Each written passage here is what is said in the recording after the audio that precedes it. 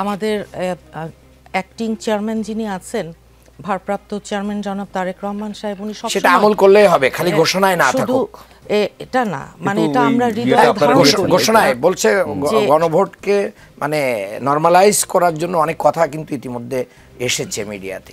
যাই হোক, সবার আগে বাংলাদেশ এটা ঘোষণা নয়, আমলে থাকে। সম্পূর্ণ একমত। এবং আমাদের শহীদ প্রেসিডেন্ট জিয়া রহমান সাহেব যেমনটা বলতেন যে ব্যক্তির চেয়ে দল বড়, দলের চেয়ে দেশ বড়। কাজেই এটাকে আমরা সত্যিকার অর্থেই আপনার হৃদয়ে ধারণ করি।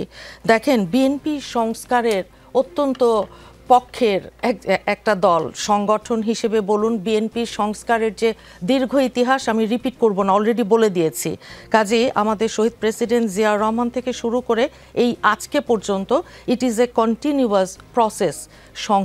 সংস্কারটা থেমে যাওয়ার বিষয় না, সংস্কারটা এমন না যে এটা একটা ফুল স্টপ, এই দিলাম শেষ, বন্ধ, যাও, হয়ে গেল সংস্কার। আমি খুব সংস্কার বিশ্বাস করি, নো, এটা এইভাবে কাজ করে না।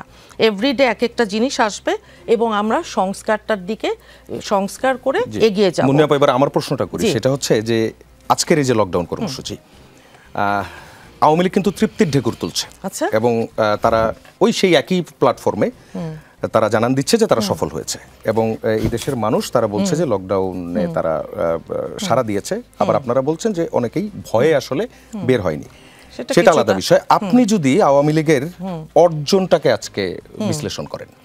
আওয়ামী লীগের অর্জন, পাগলের সুখ মনে মনে, একটা বাংলা প্রবাদ আছে না, যে তৃপ্তির ঢেকুর তুলে তারা 16 বছর বাংলাদেশের মানুষের উপর যেই অত্যাচার নির্যাতন তারা করে গেছে, আগুন সন্ত্রাস, তাদের বিহঙ্গ পরিবহনের, ওই যে এক ভদ্রলোক ছিল আওয়ামী লীগ নেতা, মনে আছে তো, সে থেকে শুরু করে বরিশালের ওই নেতার কথা বলছি, এখন তাদেরই বাস ছিল, তারাই আগুন দিয়ে পুড়িয়ে আমাদের নামে মামলা দিত 16টা বছর, আর শত শত হাজার হাজার মামলা দিত।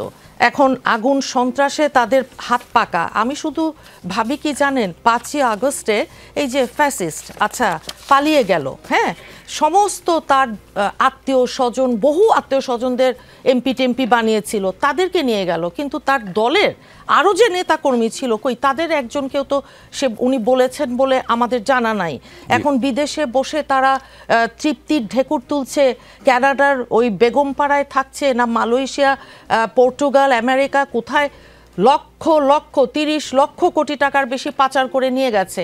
আর কিছু না থাক, আওয়ামী লীগের ওই কালো টাকা, ওই পাচার করার টাকার সংখ্যা, আর ওই টাকা দিয়ে তারা যে শত সহস্র কোটি টাকা দিয়ে কিনা তারা করতে পারে এরকম ফুটফাট কিছু ককটেল, সেটা তারা করতে পারে। কিন্তু তাদের ওই আমেরিকায় বসা নেতার কথায় এখন হুজুগে তাদের এইখানকার লোকাল যাদেরকে রেখে পালিয়ে গেল, তারা যদি নেমে বিপদের মুখামুখি হয়, সে বিপদে বাঘের মুখে ছেড়ে দিয়ে একটা দলের নেতা কি করে তারা এখন বিদেশে গিয়ে তাদের অন্য যারা আছে তারা আপনার গণধোলাই খাবে, তারা গ্রেপ্তার হবে, মার খাবে, তারা কি ঝটিকা মিছিল, গুপ্ত মিছিল কিসের জন্য করে তারা, মানে কি দেখানোর জন্য? এটা আপনার উত্তরটা পেয়েছে।